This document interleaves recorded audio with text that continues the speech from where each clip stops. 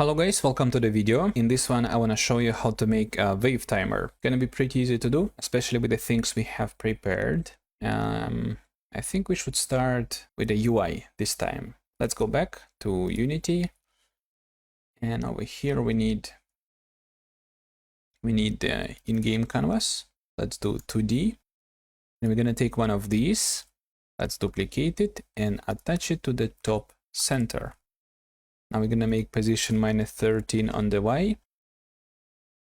And let's say it says something like,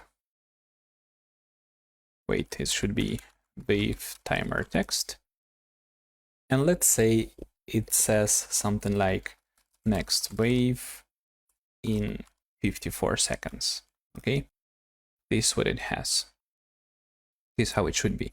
Now we need to update this value with the timer we have on a wave manager over here. So it should be super easy because we have all of the logic we need. Let's only change this to wave timer UI. And on the in-game UI, we need to make a new variable. Let's do serialize field, private text mesh pro. This should be wave timer text. Then we want to have a public void update wave timer UI float value. And over here we actually need to do something I did not show you before. Let's do it, and then I'm gonna show you why we should do it, okay? After we do everything that we need. Let's do wave timer text equals to seconds plus value, and over here we need to type the thing I was talking about. We need to type toString quotation marks 00 semicolons. Nice. Now let's call this method whenever we need to update the wave timer. I think it should be done in a wave manager. So I'm going to go to the script.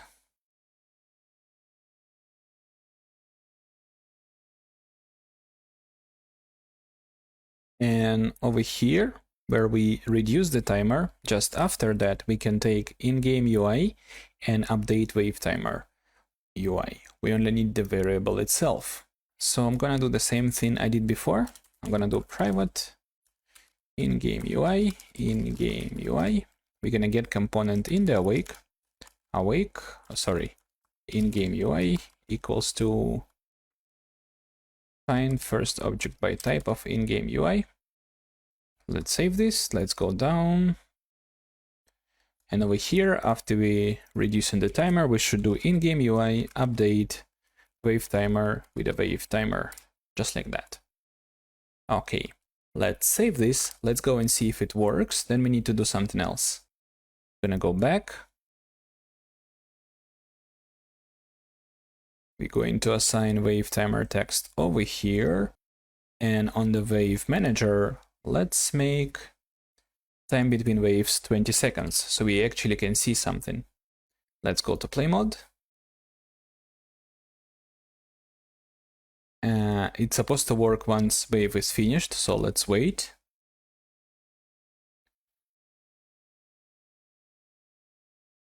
Okay, seconds, 19, 18, 17, it works. Perfect. Now let me show you what was that formatting thing. So by default, if you just display the float value, it's gonna show you all of the things after the decimal over here. Let's go.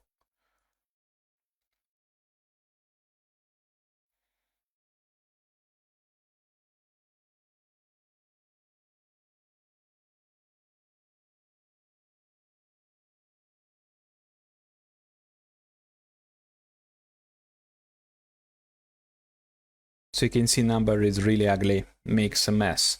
That's why we need to do formatting. Regarding the format itself, no, I did not memorize it. I always have to look it up. Mostly I just copy it from my previous projects to see how it should be done. But you can Google it easily, all right? You can easily find the different format types. This is the one we're going to use with 2 zeros. Okay, now we have the timer, it works. We only need to disable it when it's not used, when it's not needed. So I'm gonna make a method, public void, enable wave timer. It's gonna pass boolean enable, and we're gonna take wave timer.text .transform.parent.game object, set active, enable, we pass in through parentheses. This is what we need. Now we can call this method whenever we need to disable or enable this game object over here. This one, which is a parent of a wave timer text. So it works very well for us. Let's go to Wave Manager, and we want to disable timer when we set up next wave, because we're not going to use it. Correct? Correct. Let's go to set up next wave, and let's simply type over here in game UI, enable wave timer, false. Then when we need to do countdown, we need to enable the timer. Usually it is done when we could also disable it here, by the way, would be more appropriate. Yeah, let's do it there. I like it more. I'm gonna cut this out, go here, open curly brackets, and we're gonna disable timer once it is below 0. It is better. Now let's enable it.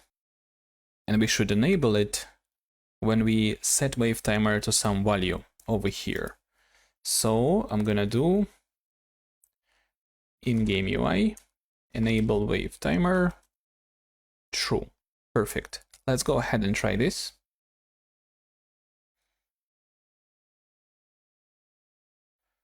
Gonna go to game view. I think we should disable it by default. I think it's better if we disable it over here by default. Okay, let's go again. We have threat, we have resources. No timer, enemies coming, then boom, timer and seconds. All right, this is perfect. Now, lastly, we want to have a button that will allow us to force next wave. We already have a method. We only need to make a button. It's going to be super easy. We're going to enable wave timer. We're going to duplicate it, make it as a child, move it down like that. Then inside, let's type something like force next wave, like that. Now we need to take the object over here, and we're gonna change the name to force wave button. We need to add component of a button.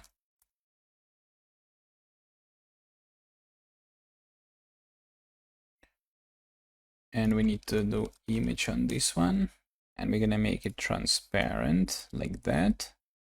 And as a method, we should attach method that would call force the wave on a wave manager. So we're gonna go to wave manager. We're gonna make sure method is public, wave manager, force next wave, public. Perfect. Now let's go to UI in game. Let's make a method, public void, force wave button, and this should take in-game UI, I mean wave manager that we currently have, and call the method from there. So we're gonna do wave manager equals to find first object by type of a wave manager, and then wave manager force next wave, like that. Okay, this is basically done.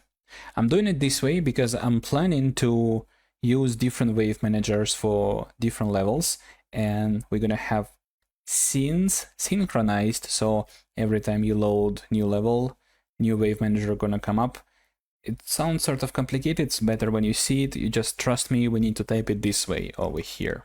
All right, we got this. Now we need to disable this button UI. So let's go to wave manager. And over here, when we forced next wave, we can just disable the entire timer. Let's do in-game UI, enable wave timer, false. So when you click the button force next wave, we're going to disable this game object and this button together with it. Now let's select this button. Let's drag in game UI over here, and let's find UI in game force wave button. All right, now we can disable it by default over here, and let's go ahead and try this.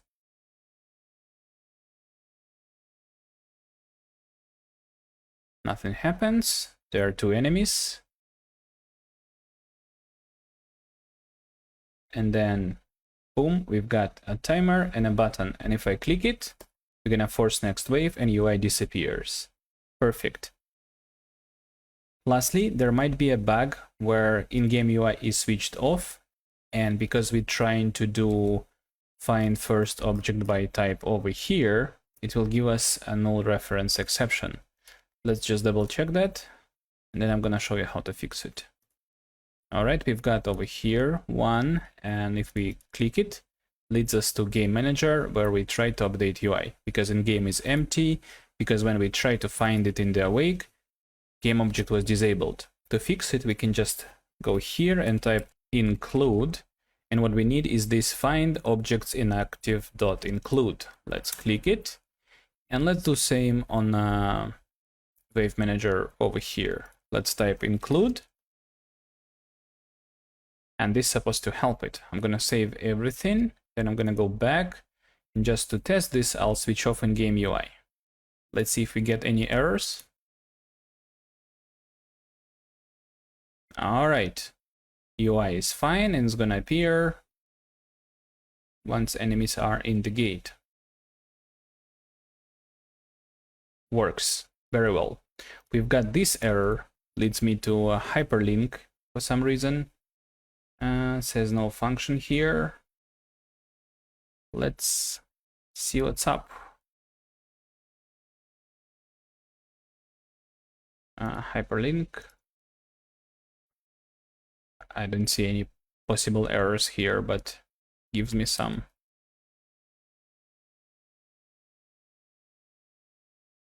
Okay, it's fine now. So just need to clean these over here at the top. Okay, let's double check again. I'm gonna switch off all of the UIs, and it's supposed to switch on in-game UI with no errors. And boom, perfect. All right, I'll see you in the next video.